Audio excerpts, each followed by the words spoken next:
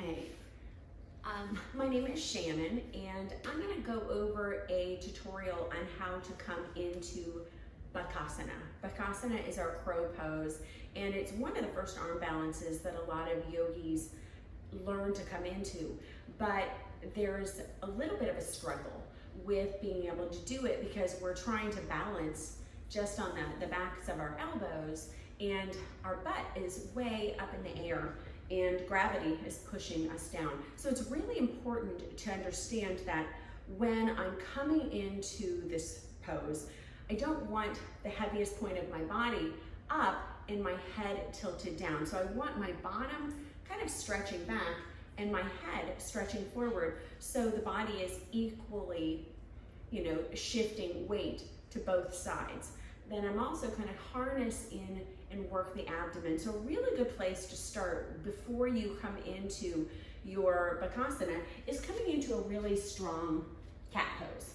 So I just want you to take your hands so your wrists and shoulders align, turn the eyes of the elbows so they face towards each other, and start to pull your hips forward. Now as you're pulling your hips forward, try to pull the head slightly in and lifting up through the abdomen, pushing in through the base of the bottom rib, and keep lifting up and pull the hips forward.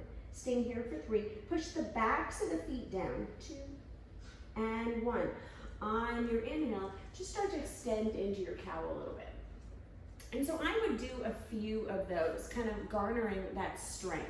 Now, the other place you have to do is to see, do I have a malasana? Malasana is my yogi squat, or sometimes this is called garland pose. If your heels aren't down, that's where you can start to use the blocks. And I'll use blocks for students that heels aren't down or that maybe have really tight hamstrings as you're doing this. So if for some reason your heels are lifted up, you can take the blocks and you can step on the blocks. And you're gonna step on the blocks so it builds the floor up.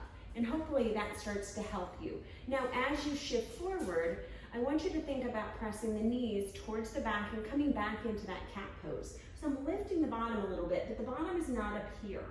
And if I do that, I'm putting all this strain on my arms. So I want to kind of push my bottom back and think about pushing my hips forward, almost like I'm creating this C shape in the body.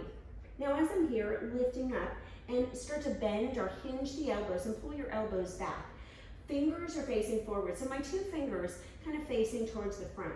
Now as I'm extending, I'm gonna pull my chin forward, draw my navel in, and maybe start to lift one leg up. Squeeze into the belly.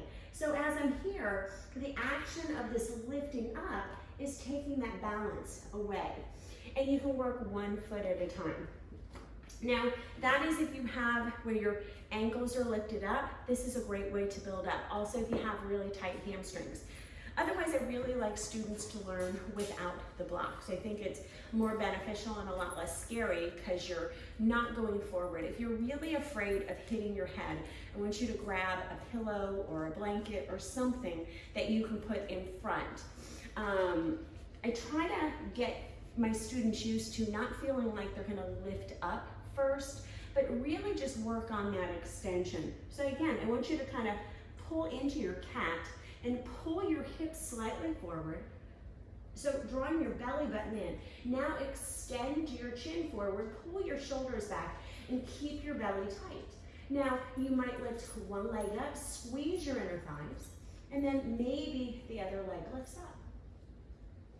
Another really good technique is once you have that part of it, it's that shift forward. So when I'm here, I'm kind of shifting this weight forward. And as you're shifting forward, I want you to see that the toes get a little lighter. And you might even just start to play with this and work so the feet come up. If the feet come up and you're pulling the chest forward, draw your belly in and start to extend the legs up. And then you're gonna have an easier time coming into your crow pose. Elbows are still bent and my arms are squeezing in, almost kind of like you're hugging your arms in. So you should feel this activation in the chest as you're doing this too. And if you keep everything in the center pulling in as you do this, you'll have such a strong crow pose. So again, hands are down, wrists and shoulders aligned, elbows are bent. I'm gonna lift up, hollow out, squeeze the forearms towards each other, squeeze your inner thighs towards each other, draw your belly button in and up, chin is pressing forward, tailbone is slightly back, lifting the legs. And then you start to see that you can straighten the arms, and as I straighten the arms, you're coming into a little bit more of a crane pose. Though crane is gonna be up towards the armpits, and that is definitely another lesson. But playing with the balance, you can play in all different areas. It's actually a little bit more challenging to work towards the back of the elbows. None of it's wrong. It's all finding ways to do this. So that is first level crane. Hi, my name is Shannon, and I am